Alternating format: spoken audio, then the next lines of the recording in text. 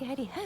So I just wanted to talk to you about how we can love, but love God's way, okay? I think right now I have been receiving is the way in which we love and how we love others and the transformation it provides and what is it really fully. And one of the things that I know me and God have really been like going through, and he's been trying to really like deepen my understanding of is this like this word of agape love is like this unconditional love, you know, unconditional against all the odds, like no matter what you see, no matter what you know is showing, however it's showing up, that individual, the situation, just choosing love anyway, because you know that's what we receive when you take away like the binding and the constructs of, you know, what other people try to put God in a box of and what and who can receive God's love and who's not. At the end of the day, God's love is available for everybody. The idea of like how we give on to others, right? Not just ourselves, because God gives us love. He's always like there with his open arms, like, hey, when you're ready, I'm here, you know, and I see you and I accept you and I love you. And it's not that we're, you know, you're not gonna feel that growing process, that pruning process. But I think one thing that can happen is not only can we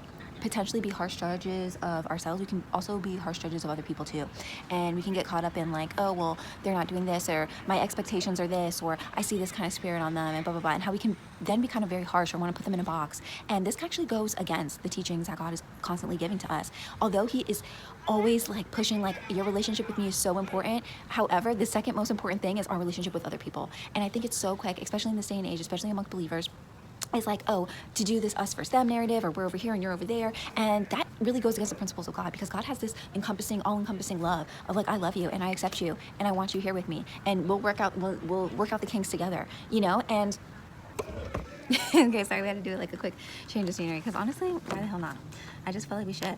So yeah, I know sometimes we can kind of go through like, oh, we can get so hyper-focused on like how we're experiencing somebody, how we feel like somebody should be, or our prejudgments, and we want to put them in a box of like what we feel that they are, therefore what they deserve as far as treatment from us, you know. And I'm speaking for myself, like I struggle with this too. I was like just looking into this today, and I just got tried today, you know, like, you know, somebody doing one of my like pet peeves.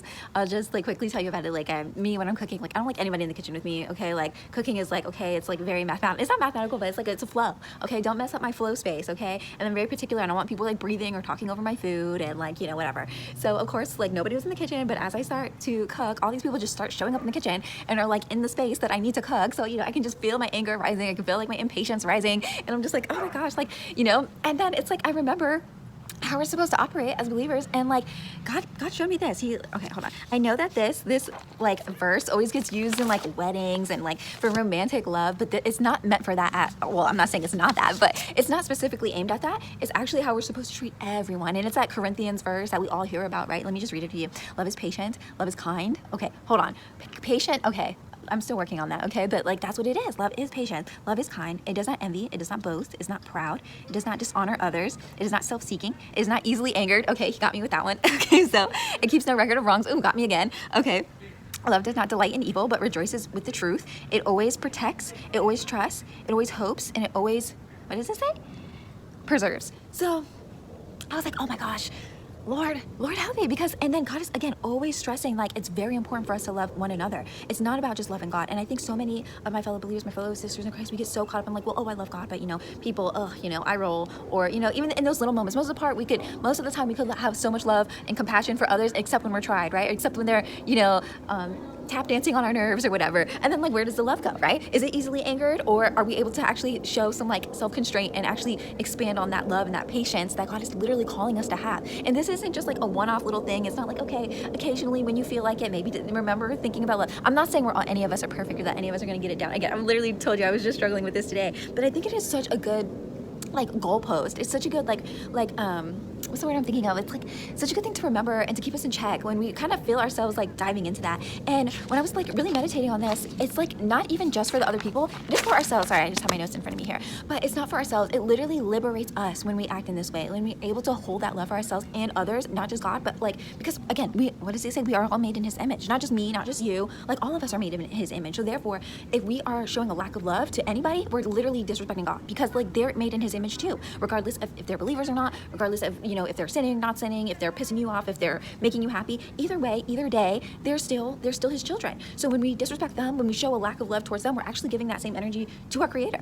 And you know, and when we practice that love, when we practice like that forgiveness and that patience and that kindness and that release, right? Because at the end of the day, that's what it really feels like. It feels like you're releasing so much like anger, misjudgment, whatever from others. Oh my God, it's so liberating. It literally liberates you. It creates like this freedom and flow within you. And again, this is no easy feat. I think sometimes like love or being loving gets this like cushy rap, or like this like, oh, okay, that's like weak stuff, or you know, like, or that's too ushy gushy in this world. It's not realistic. But actually giving love to somebody, it was like one of the most challenging things. I swear, I don't think I'm a sociopath. I don't. But I'm just telling you my truth. Like it's just so challenging at times, right? And I don't consider myself like an angry person all the time. But when I do get angry, I get so angry. When I feel like I have the right to be, okay, like I'm about to start my Crimson Wave. And okay, so like my irritability is going through the roof, you know, with any little thing. And it's like, okay, like you almost feel justified in your anger. You feel justified in your reason to judge people. You feel justified in your reason to say like, oh, I don't have to be that nice to you because you're pissing me off, or you get on my nerves, or what have it. And this goes against our teachings. This goes against the principles. And it's not like to finger wag at you and say like, oh, we have to do this. But again, like I said, when we actually follow this, it liberates us. It gives us free energy. It like cleans us off. Like, you know, because when we harbor that resentment, that bitterness, or even just like that irritability and that friction with somebody else, that's what that creates within us. It creates resentment. It creates anger. It creates that. And what does that turn into? That turns into illness. That turns into disease. So God was literally giving us a blueprint with that love. Where He's saying, listen, like this is gonna like, it's like an automatic reset button. It automatically resets us to our base of like happiness and wholeness and peace, you know? And here, I want to like back this up with some scriptures here. Okay, first I want to start with forgiveness, because I think one of the things that keeps people like super angry or like harboring resentment towards others is a lack of forgiveness. I think it takes maybe like 1 or 2 times for somebody to cross us, to go against us, to piss us off, before we're like, okay, like you're on my ish list. Like I don't really care about giving you love ever again. I barely want to tolerate you, let alone give you love. But this is something I think is a good starting point, and it's forgiveness. Forgive others for their trespasses, and your heavenly Father will forgive you. Okay, and how good is it to like when you have that supernatural force, the creator of everything, who's willing to accept you at all times and all your faults, regardless of how you're struggling, no matter with what you're struggling with. Like God's always willing to bring us into His arms and say like, okay, I see you, I see where you're at, come as you are. He has a come as you are kind of vibe. And like that is such a gift that He gives us, regardless of whether we're worthy or not worthy of it, we still get it. So, you know, and then the only way we can separate ourselves from that gift is by not sharing that gift with others, right? So, and I think one way to do that is understanding, is kind of humbling ourselves a little bit to say like, hey, we're not perfect either. You know, there's been times like we've pissed somebody else off. There's been times when we've done something to cross somebody or get under their skin or be, you know, whatever towards them. You know, can we just take a moment and say like, okay, I've done that too. You know, I've done something like similar to this too, or with somebody else, or maybe there's been times where I've fallen short. So for that, because of that, because I have that in mind, I'm going to give grace to this individual. I am going to forgive them. You know, I think that's an important step, because again, I do think a lot of the anger and like the resentment that we feel towards others, it starts from a place of unforgiveness, because we're mad. We have that feeling that, ugh, I remember when you did this, or maybe it's completely unrelated. Maybe it's from sometime somebody else did something to you that like, and you're still harboring onto that. So first, I think it starts off with forgiveness, and then I want to go into this. I think too, like it's like a common belief, even amongst believers, that we have to kind of like be these like intercessors for God and like do the judging and do the finger wagging and put people in their place and call people out.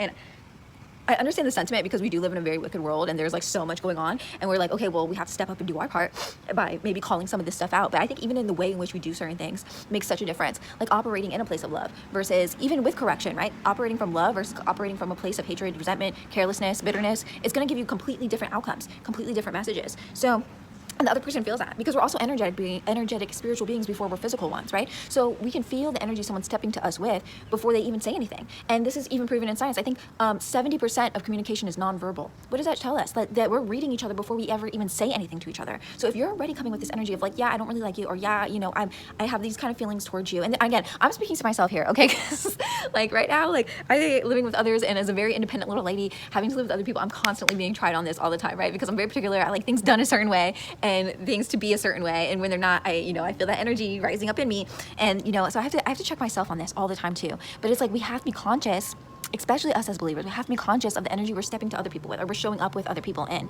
you know, because again, they can feel it. You can be talking the good talk, but if your energy is stink or rancid, or I'm judging you, or I'm looking down on you, people can feel that, and that's not love. That's not love. And actually, I want to read this scripture first, because this one also got to me. This is one of the first scriptures God was starting to show me to kind of like stress the importance of this. Okay, hold on. Okay, if I speak in tongues of men and angels, but I have not love, I am a noisy gong or a clanging cymbal. Oh, first on, it's 1 Corinthians 13. Okay, if I speak in tongues of men and of angels, but I have not love, I am a noisy gong or a clanging cymbal. And if I have prophetic powers and understanding of all mysteries and all knowledge, and if I have all faith as to remove the mountains, but I have not love, I am nothing. If I give away all I have, and I deliver up my body to be burned, But I have not love, I have gained nothing. Love is patient, love is kind, love does not envy, does not boast, it is not arrogant, it is not rude, it does not insist on its own way, it is not irritable or resentful, it does not rejoice in wrongdoings, but it rejoices with the truth.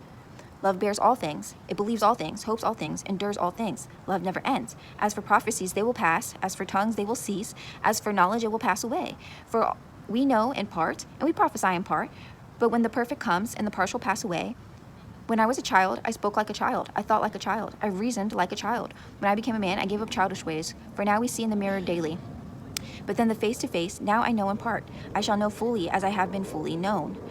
So now faith, hope, and love abide, these three, but the greatest of these is love.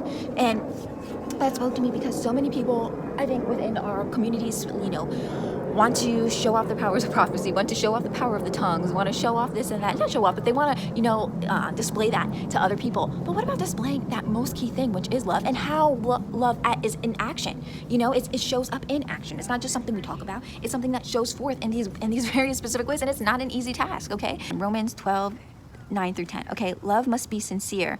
Hate what is evil. Cling to what is good. Be devoted to one another in love. Honor one another above yourselves, okay?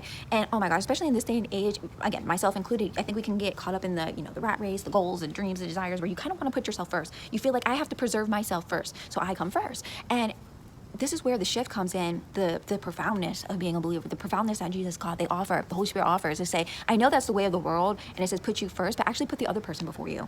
Actually take a moment to say, like, what does this person need? Because it's an understanding and a trust and a faith and a covering that he's got me. He's got me. So therefore I can get you. It's kind of like a spiritual trust fall. I want to go into this one too. A new command I give you, love one another as I have loved you. So you must love one another.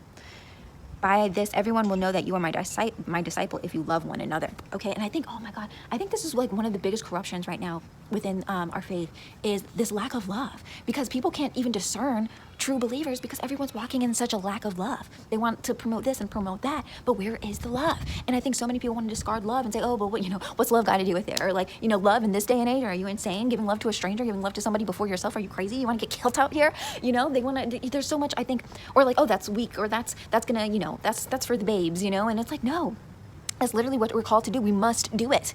Okay, it's given as a command. It's literally a new command I give you, okay? Love one another as I have loved you, okay? So if it's hard to remember, it's hard to gear into that energy, remember who loves you. Remember that anytime you feel that good, overwhelming peace and happiness, any day life, it's God. It's God trying to endow that within you. Like, remember, I love you. Remember, I'm here supporting you. I'm enwrapping you in this spiritual hug because I got your back. So when we feel that, allow that to be a lamp to light on to give to others. That's how we actually make that shift, make that change in the world that we want to see, by actually showing up as it. It's not enough to tell people what they can and can't do and what they should and shouldn't do. How about we just show up in love and allow the ripple effect to do the effect? Matthew 22, 37 to 40. And he said to them, you shall love the Lord your God with all your heart and all your soul and all your mind. This is the greatest and first commandment. The second like it, you shall love your neighbor as yourself. These two commandments depend on the law of prophecies. Okay, so literally the first one is love God. The first one is love God, all your mind, all your soul, all your heart. Do you really love God with all your mind, all your soul, all your heart? And then love your neighbor as yourself. It's not just talking about your physical neighbor. No, it's talking about your fellow man, your fellow woman. Okay, love them like you love yourself. And one thing, like, I remember my mom teaching me when I was younger is, like, when you're really struggling with somebody, like someone's really trying you, they're really testing you, picture somebody that you do love and adore dearly.